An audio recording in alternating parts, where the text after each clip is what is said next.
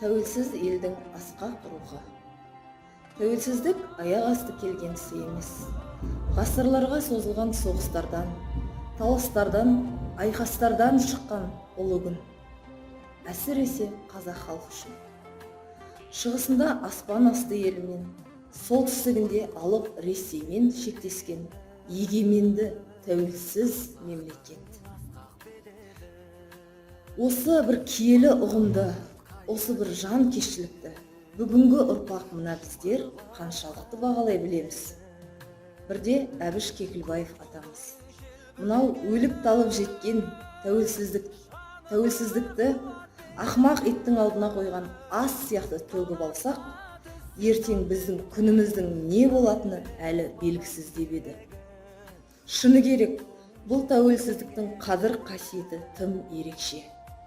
Осы жолдағы кезеңдерді ашып талқыласақ, жеке басым бұл егемендіктің қандай жолмен келгенін жақсы білемін.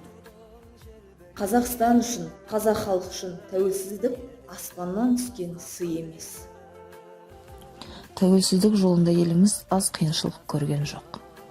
Тәуелсіздік ата-бабаларымыздың ежелден келе жатқан тарихы, арманы, халқымыздың бостандыққа ұмтылысының және өшпес қайсар рухының арқасында тәуелсіздікке қол жеткіздік. Бұл күнге жеткен ұмытылмас оқиғалар ел бостандығын қорғау, ұлт азаттық көтерілістердің тарихымызда өшпес өнеге, өлмес мұра ретінде сақталғаны рас. Елдің біртұтастығы мен тыныштығын сақтауға хан сұлтандар, батырлар, қарапайым халықтың өзі де жандарын пида етті. Тәуелсіздік деген ұлы жеңіске қол жеткізуде әлі де жаңғырып тұрған кешегі желтоқсанның ызғары да себеп болды. Студент жастардың көшеге шығып үндеуі және егемендік үшін бастарын бәйгеге тігуге дайын екенін көрсетуі барша халыққа сенім мен жігер берген болатын. Олар тарих, олар дастан, олар мәңгі. Бүгінгі күнде тәуелсіздік баршамыз үшін ең асыл ұғым. Бұл мемлекетіміз бен халқымыз үшін ең басты әрі құнды мереке. Тәуелсіз еліміз ширек ғасырға жуық уақыт ішінде қаржы дағдарыстарының қиындықтарына қарсы тұра білді. Тұрақты даму жолына түсіп, биік белестерді бағындырды. Талай жетістіктерге қол жеткізіп келеді. Елі мен жерін сүю үшін жас ұрпақ Қазақстанның байтақ, ғажайып жауһарларын білуге тиіс. Елбасы саясатының алтын арқауы, басты өзегі ел бірлігін сақтау.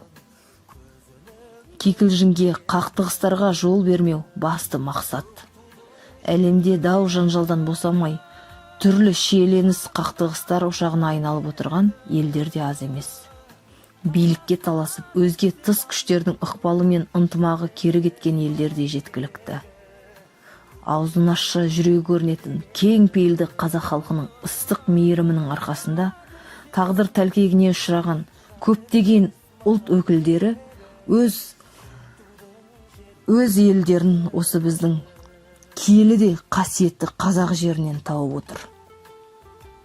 Алдымызда асу белдер бар.